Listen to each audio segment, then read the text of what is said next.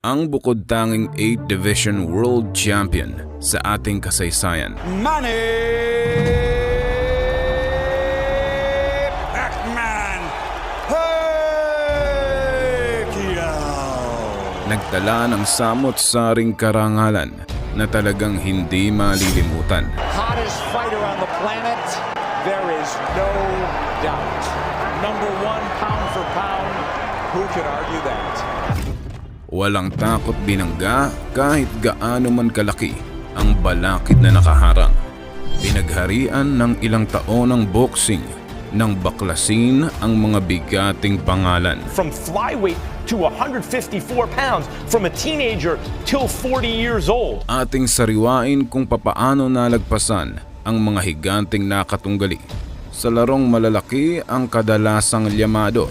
Abay, mayroon pa ba ditong titindi? What was Manny Pacquiao's greatest performance? What was his most impressive feat?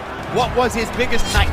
If this continues the way it does, and he wins all 12 rounds against a guy 17 pounds bigger than himself, touching him up, beating him up, ruining his face the way he is, this will be in the discussion. Bago natin simulan, isang 1-2 combination muna sa like and subscribe button para lagi kang updated sa mga kaabang-abang na bakbakan.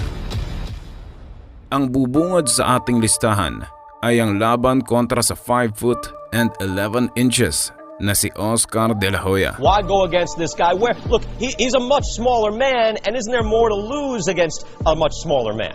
The best fighter in the planet, the fact that he challenged me, the fact that he said he can knock me out, and I think the fact that Freddie Roach, who trained me for Mayweather Jr., says I cannot pull the trigger anymore. Okay, well let's see what's gonna happen December. Muntikan pang ang pumalya ng plinanong maglunsad ng ordinansa para ipagbawal si Pacquiao sumabak dahil baka ikapahamak lang niya. Isa sa bigating laban noong 2008 kung kailan naging back-to-back Fighter of the Year ang ating bida. Marami ang nangamba kung kakayanin ba niya ang nooy bigating si Oscar De La Hoya. Pinatunayan sa buong mundo nang dahan-dahan niyang i-demolish ang sinasabing higante sa kanya.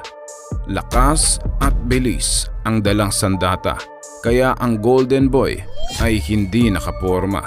Don't just walk in behind the feint and the head movement and the build up. A little bit of movement. You can't handle your speed, son. Marahil naka-apekto rin sa Mexican-American ang dehydration sa pagbaba ng kanyang timbang. Gayunpaman ay halos pantay lang dahil sumugal rin naman si Pacquiao sa pag-akyat niya. At di naglaon ay sumuko ang kabilang kampo, kaya isa ito sa nagpasimento sa kanyang legasiya. It's all over. De La Hoya can't answer the bell for the 9th round. An upset. A huge upset. Hindi na bago sa combat sports ang pasaring o antics bago ang laban. Alam ng mga tagsubaybay na marami nang nakatunggali si Pacquiao na mas mahangin pa sa amihan.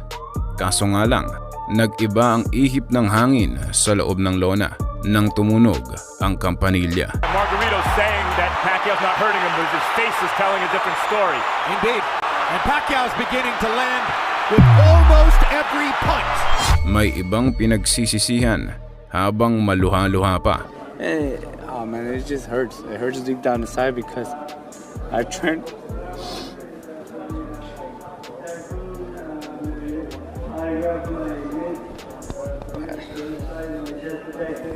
May iba namang pinangangalandakan at tila ayaw amining na bodybag siya. I want to thank the whole hood who came out here. I love y'all.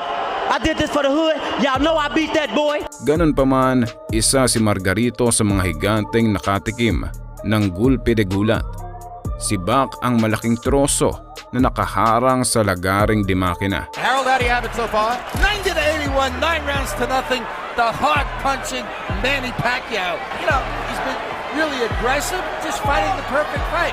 9-0, Manny Pacquiao. Nang maging kampiyon sa 8 dibisyon, ay siya rin mismo ang bumasag sa nakamamanghang record niya. I mean, why not? I mean, I'm the welterweight champion of the world, WBA welterweight, the super champion.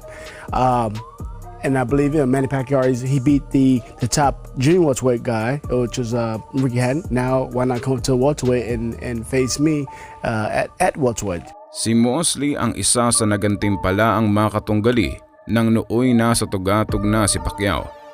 Hindi man gaanong katangkaran kumpara sa ibang nasa listahan, ay di hamak na malaki ang pangangatawan.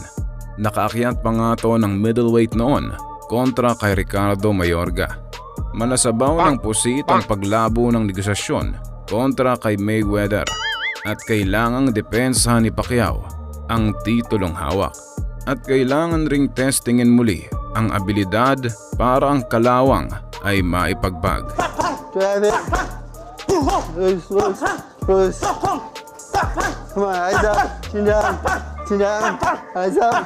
Sadyang ibang level lang talaga nang baklasin si Mosley nang walang kahirap-hirap. Abay nabitin pa nga kontra sa nooy future Hall of Famer, kaya rekta sa concert niya ang ating bida. 2012 ang taon kung kailan sinakluban ng langit at lupa ang mundo ng boxing. Mula sa daylight robbery kontra kay Bradley hanggang sa nighttime sleep kontra kay Marquez. Unti-unting bumubuelo ng talunin sina Rios at bawiin ang titulo mula kay Desert Storm. Ang pang-apat na higanteng itinumba ay sa katauhan ng nooy undefeated pa lamang na si Chris Algieri. What do you say to those people that Chris Algieri who? Chris Algieri what? How is he getting this opportunity against Manny Pacquiao? What do you say to those people? I say go do your research. Go look me up. Go listen to these interviews. Look at my old fights and you'll see that I deserve to be here and I'm going to make this a hell of a fight. Hindi umubra pagkatapos pabagsakin at pagulungin ng 6 na beses. Pero bago yan, i-share ko lang ang bagong online game na kinagigiliwan. Handog sa atin ng PWin 777 kung saan maaari kang jumakpat ng malakihan. Isang pindot lang ay rekta na agad para tumaya. Lapag tayo ng 200 at tingnan natin ang resulta. Ayan at naging 400. Sa unang deposit mo ng 100, may rebate na 100 rin. Kumbaga, madodoble. To register, i-click lang ang link sa description o comment section dahil hindi lang 1-2 sa bakbakan, kundi 1-2 rin sa talpakan. Tila napasobra pa ang prediksyon ni Tim Lane, ang coach ng kabila, kaya medyo napahiya. What was the game plan coming in? I'll tell you after. He's gonna put him to sleep here in a few minutes. I'm gonna let him go. I'm gonna let him go in one more round. I got him in the cage right now. Round 10? Round 10 or 11, I'm gonna let him go. Ngunit ito'y malaking karangalan para sa challenger, ang makaharap ang bukod-tanging boksingero sa kanilang era. He's just a damn good fighter. You know, he has his style. He is the best Manny Pacquiao in the world. You know, his style is very much his own. It's incredibly rehearsed, and he's a savvy veteran with 65 fights, and he knows exactly how his style works. Para ma-reclaim ang trono at makabalik sa sirkulasyon, ay kailangang baklasin ang nakaupong kampyon. Si Jesse Vargas ang ika-12 at pinakahuling dugong Mexicano na tinalo ni Pacquiao sa kanyang buong karera. Do you predict you winning by knockout in this fight?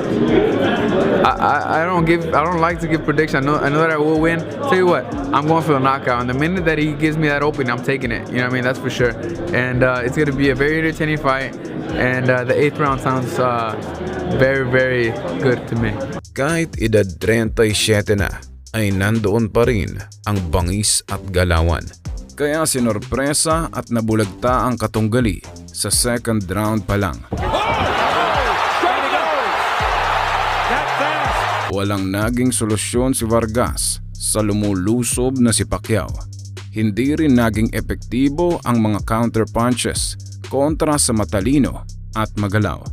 Linis ng mga suntok, dikta ng laban at body language ang mga indicator kung sino ang lamang sa puntusan.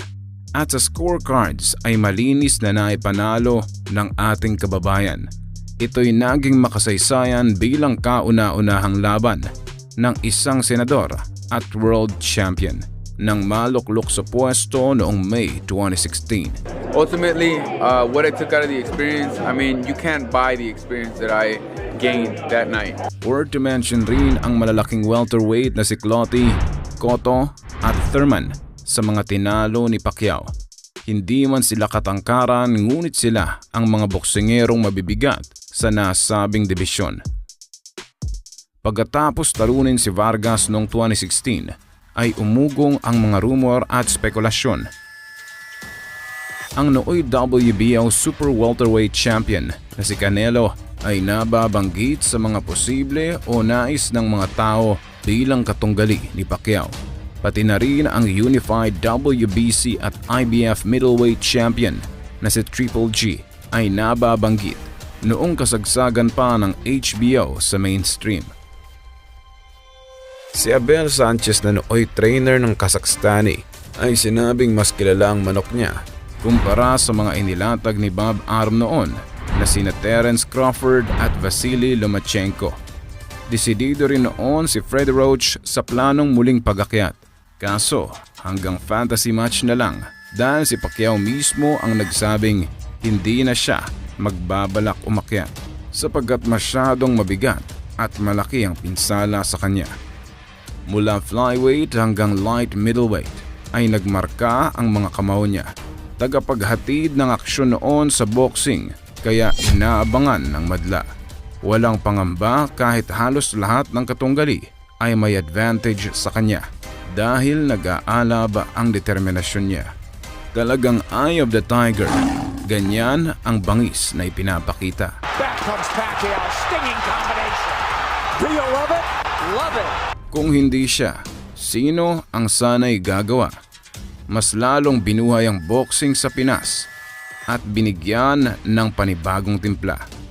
Naglahad ng isang napakagandang kwento mula sa hirap at kung saan man ang naabot niya. At nagbigay rin ng apoy sa bagong henerasyon para lalong sumiklab pa.